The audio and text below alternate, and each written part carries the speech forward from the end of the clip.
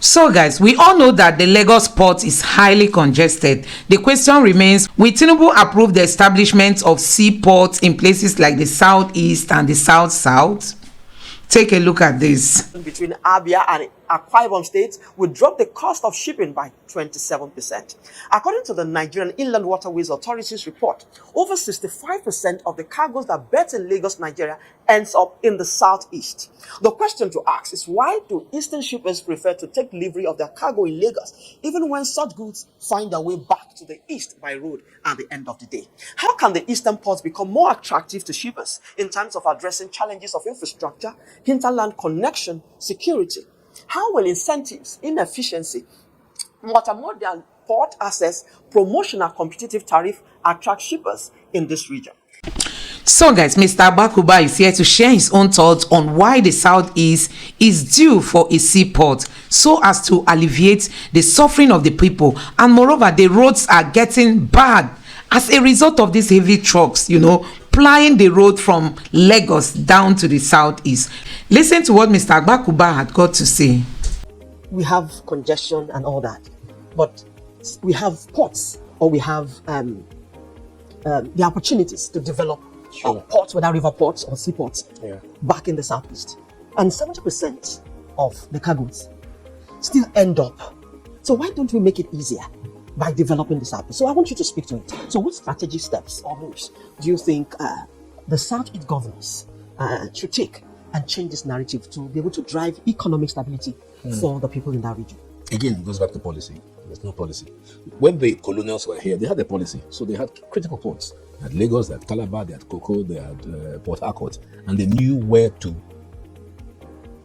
export and import. So they knew what port was best for what.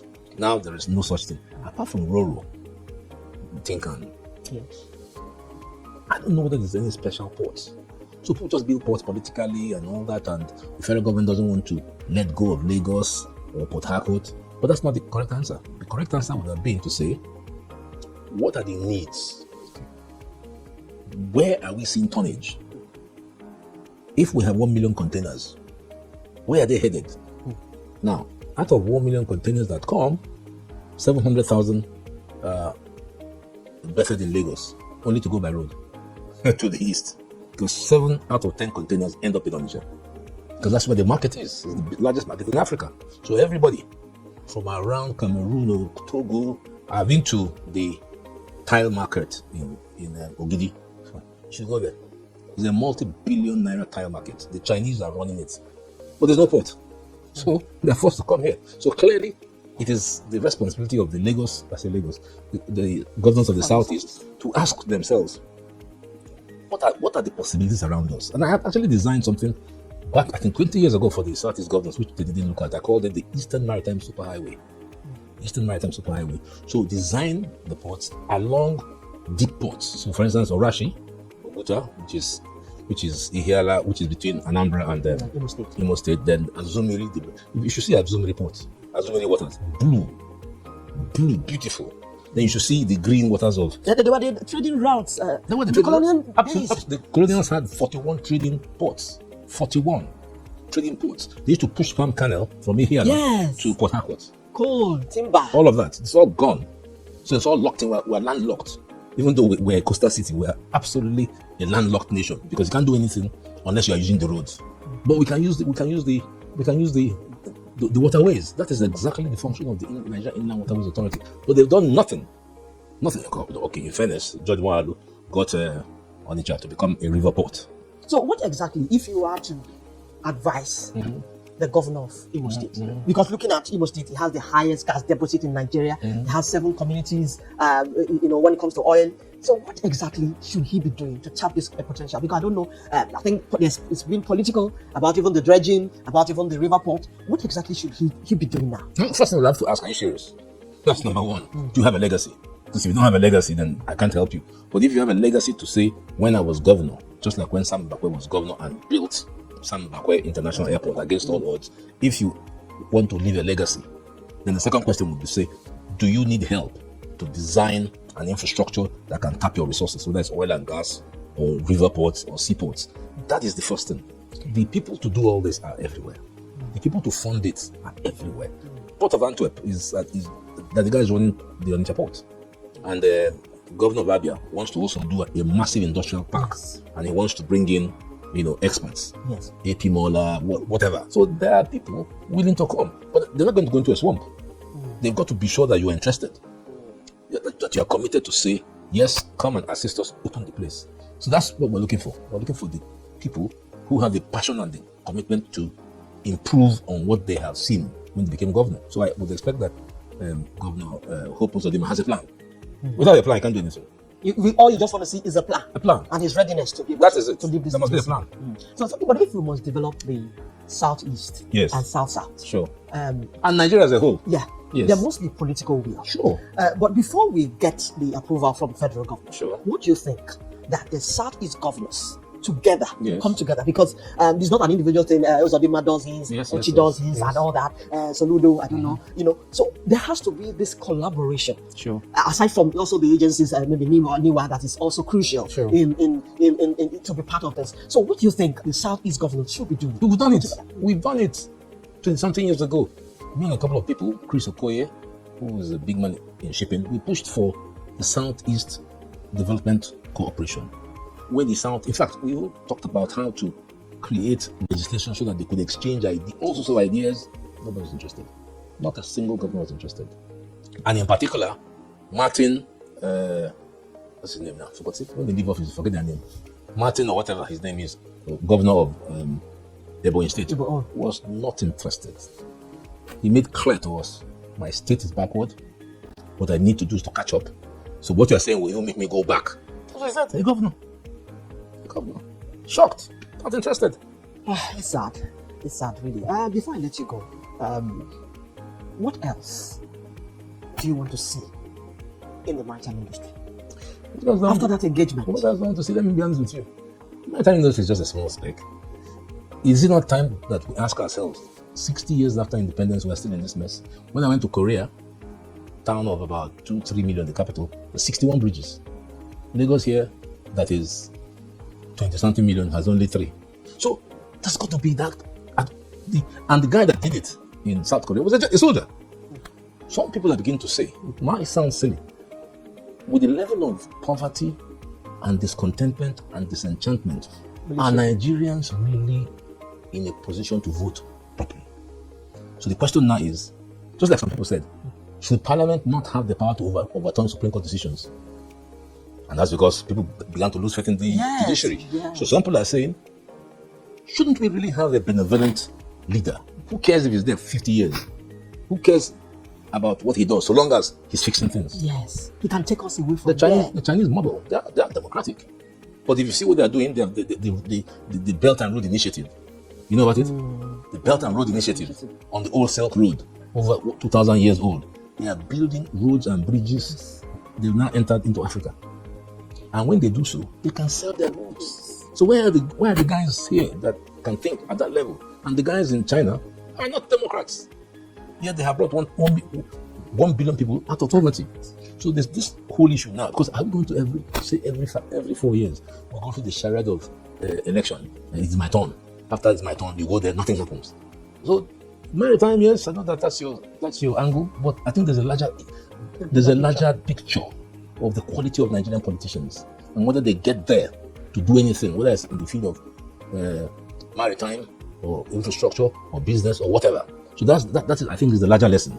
You can't talk about developing the maritime sector when the leaders are not ready to do anything.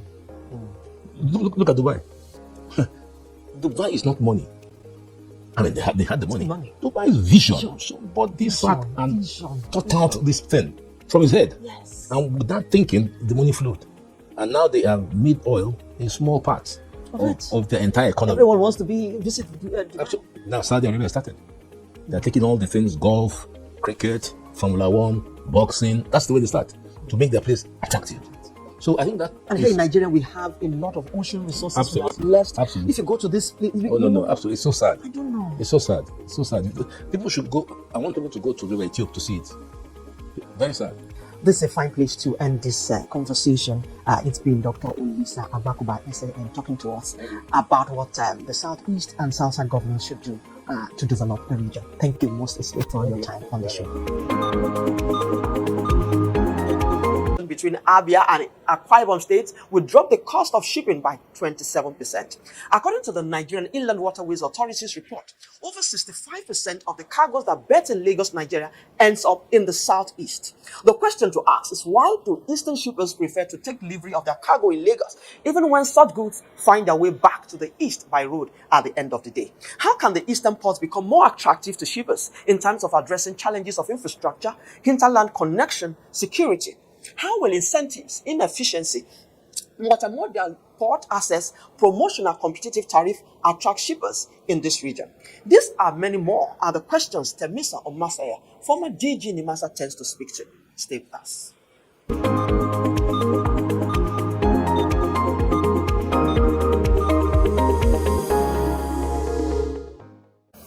It's good to have you on the show. Thank you very much. Let's start this conversation looking at the economic potential of Nigerian ports. Well, first of all, whether fortunately or unfortunately, Nigeria is a very import-dependent nation. At the present moment, we are importing quite a lot of items to Nigeria, and therefore the need for us to have a very efficient port system is very, very key. Most especially as it affects the cost of goods and the cost of doing business. There's some things you cannot change. You cannot change international freight rates. But having to get the goods actually from the ports to the end user and actually clearing those goods within fixed times and whatever else, it's very, very important. So therefore, it's very important. But when Nigeria becomes more of an export-oriented country, which is where we will get to in the future, there is need also to make sure our internal logistics is efficient, because the cost of producing goods might be cheap, but if your logistics are expensive, it will actually affect your cost and will make you very uncompetitive internationally. You mentioned efficiency as you were responding to me. So to ensure that we compete with other ports in the world, this efficiency is key. Therefore, we need to automate our port. We need to modernize our ports if we must become efficient. So how does the minister's announcement of federal government close to raising the fund, that is 800 million, to be able to rehabilitate these ports, how does that come to you? Well, personally, it's good to rehabilitate it. And how did it get here in the first place? Lack of maintenance. Really and truly, you have the sheet piles and the rest, and they were not maintained. They didn't put their cathodic protection to protect it, and they were just maintaining it. Ports like that should be lasting longer than that. But unfortunately, corrosion has affected it. So now we are in the position where we're in. But irrespective of that, I am quite surprised that a country as Nigeria still depends on river ports, like the likes of Tinkan or whatever else. Those are supposed to be feeder ports from deep sea ports. What Nigerians will focus on is how can we bring in big vessels, which is what is happening right now in the Lekki deep sea ports, and then basically feed these kind of ports like the Lekki sea ports for the Tinkan and the Apapa ports, and then also feed the likes of Warri, Calabar, Port Harcourt, and the rest, so that they can begin to have cargoes. So that is where we should be looking at, where vessels are coming, because at the end of the day, the bigger the vessels, the cost of a freight rate reduces per container. Now, when that now happens, then whatever savings you have, you can use that to feed the other areas so that you can become more efficient. That is my thinking. So if the minister is saying they are going to invent, it's good, because we cannot allow the infrastructure of the Tinkan Island Port to collapse. So there's definitely need for us to rehabilitate the sports and bring them back to life. But you know the impact of Apapa and Tinkan already on the economy, because the amount of trucks which are queuing up, the inefficiencies and everything in those areas, they're affected, because every goods that land on the port, if it's not cleared within 48 hours, then you begin to generate demurrage. And the shipping, the terminal operators are very happy charging us demurrage. But how can you do that? Because if the customs are not clear, are not able to release the goods on time, you have issues. If the trucks cannot get to the port on time to load it, you're also facing issues. So there are just issues down the line. So there needs to be a coordinated impact or coordinated efforts by everybody to make sure it goes. I do not believe that the customs should wait for a goods to come and have to go there. I personally believe that we should identify the first 5 most important international ports where goods are coming in from, and the customs should actually station their people there, and then the goods should be pre-inspected before they leave. And they can set up systems, set up app where they can monitor the goods, so that while the goods are on high sea, the goods are clear, and so that when it's landing on the port, it's leaving the port immediately. Only those ones that are not in them, those are the ones that cannot come in and you can do your physical inspection. You cannot physically inspect every single cargo at the time. So the customs has to change their strategy, but I don't know whether they're willing to do that, because of course with the amount of manpower they have to keep them very busy. Oh, okay, this vessel turnaround you mentioned looks easy when you're saying it. So, practically, how do you think this can be achieved? And you understand that the customs and the Minister of Marine are two different ministries. So, how do we effect this collaboration to ensure that this vessel turnaround time is being achieved to 48 hours? Personally, I think that it's a very difficult statement to make, but I would make it. That I believe that there should be competition within NPA. NPA has become too colossus. It's become like an NNPC right now. I think there should be a competition between Lagos ports, Western ports, and the Delta ports and the Eastern ports. And everybody should go and fight for their cargo. But right now, everybody's just so like, if it comes to clears it and whatever income will come. So nobody is competing against it, because if you now create a competition now, Delta ports will be fighting to get better security within the Delta port area and begin to talk to the likes of Maersk and everybody. Please come to my ports. This is the efficiency. Warri Port, we can give you this. We can give you this draft. We can discharge within so and so amount of hours. That is what's happening with the ports in the Western countries. In other words, what they're doing there is that they're saying to you that Lagos cannot give you what we can give you. So if you go to the likes of Cotonou and Lomé now, you'll be shocked at the level of efficiency there. What they've done is basically they have said, well, we know the Nigerians cannot do it, so let us take it a notch so that shipping companies, it's not about my government screaming. Shipping companies looking for efficiency, how to make their money. How do we turn our vessel around very quickly so that we don't sit in the port wasting time? Coming to Nigeria, they're wasting too much time, too much bureaucracy. Whereas they can go to Lomé, within a short period of time, they discharge, they're out of there, they're gone. So these are the issues we need to face. And secondly, the most important thing, we need to put square pegs in square holes. We need to put people who understand the issue of port operations. You cannot begin to put the management of people on this kind of areas and people who are novice, who are learning on the job. You can't learn on the job. You need to go out there with a clear conviction and begin to do your job quite clearly. Okay, away from that, looking at NIWA's report that over 65% of cargoes that berth in Nigeria ends up in the southeast. So, what strategic move or steps should the governors of the states take to change this narrative and ensure economic stability for the people in that region? First of all, if NIWA, which is a government organization, is saying so, government itself should have actually picked on this. Why? Government is spending over 1 trillion naira. They're spending over 1 trillion naira for the road infrastructure. Naturally, you know that both cars are the ones destroying this road and the heavy trucks destroying this road. So therefore, government needs to find a way, how can we reduce the amount of trucks that are applying our roads? That should be a government policy. And how can you do that? You already have laws in place that allows you to do such things.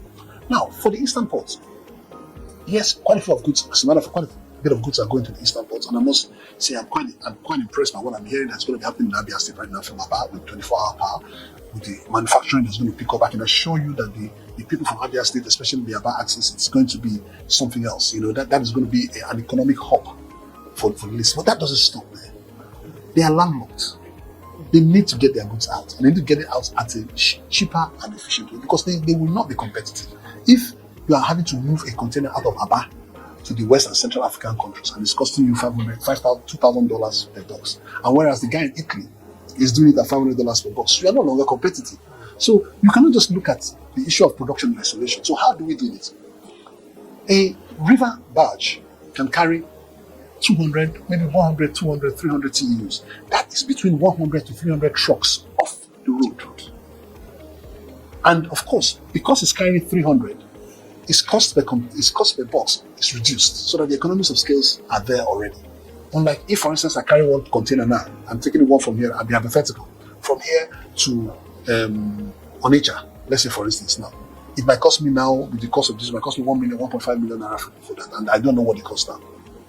But you can imagine if I was able to take a river container barge and load 200 containers on it, it will not cost me 1.5 million per container. It will be cheaper because I'm carrying a lot more containers. Or even going along the way, I can even drop some at Warri, and then go along the way, drop some at Onitsha before I begin to find my way back. In the other instance, I can also go through the IMO River, or maybe because IMO River, the accessibility is a bit tough right now because of the failure to dredge the access into IMO River. That's the entrance at Atopobo, where Ikotabasi is. So what one can do quite clearly is that maybe we just have to come through Public Creek, but the distance is a little bit longer. So which means government now needs to make the IMO River navigable. It doesn't need to be extremely deep. You can get it to 3.5, 4 meters draft, so that at least those self-propelled equipment can begin to move up those areas.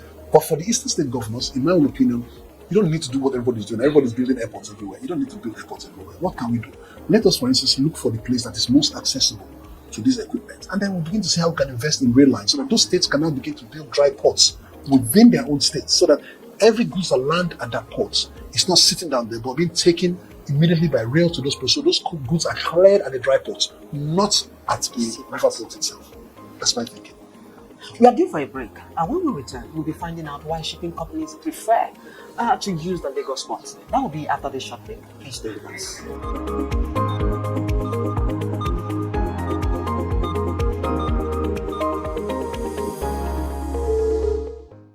News Central TV, Africa's #1 storyteller, has come with the best of both worlds. With a combination of news app and live TV, we ensure that you keep track of the latest headlines, breaking news, and in-depth analysis from professional journalists from around the continent.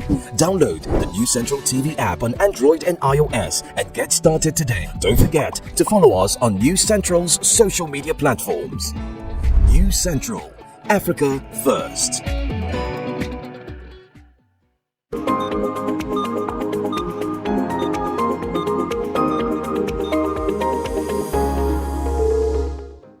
If you are just joining us, this is Maritime Reader, and I still have with me Temisa Omashe. He is the former DG of NIMASA. Before we went on that break, you were talking about what can be done in the Eastern Port, that they don't need to do what everybody is doing.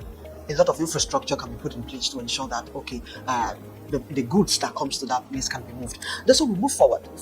Why is it that most shipping companies prefer to use the Lagos ports, knowing that most of these cargoes end up in the southeast? Well, first of all, you have to look at the shipping companies there to make business, and basically they're looking at the efficiency and also the job security of their staff as well. So now what they do, and I've discussed with many shipping lines. Shipping lines are saying, look, we are not interested in all these 1,000, 2,000, 3,000 TEUs. We'd rather be carrying 14,000, 15,000 TEUs and be taken to whatever location. Okay. Now that is what we want to do. So what they are trying to say is that we'd like to have a situation where we have a hub, where we can come in and just drop all the cargoes, and then thereafter you guys sort yourself out, which is good for international shipping. What that creates for Nigeria, what it allows us to do to Nigeria, is to develop our own cabotage trade, whereby we can begin to pick up those cargoes and begin to feed the smaller ports, be the eastern ports, be them whatever ports we need to feed them, and then bring back our exports. Because one of the challenges we're also facing is that a lot of agricultural exports are being gone. Somebody told me the story of some guy who was trying to ship yam abroad. The yam stayed so long on the roads getting to the Apapa ports. By the time it got to the port, it was cooked because it was so hot in the container that it actually cooked the yam.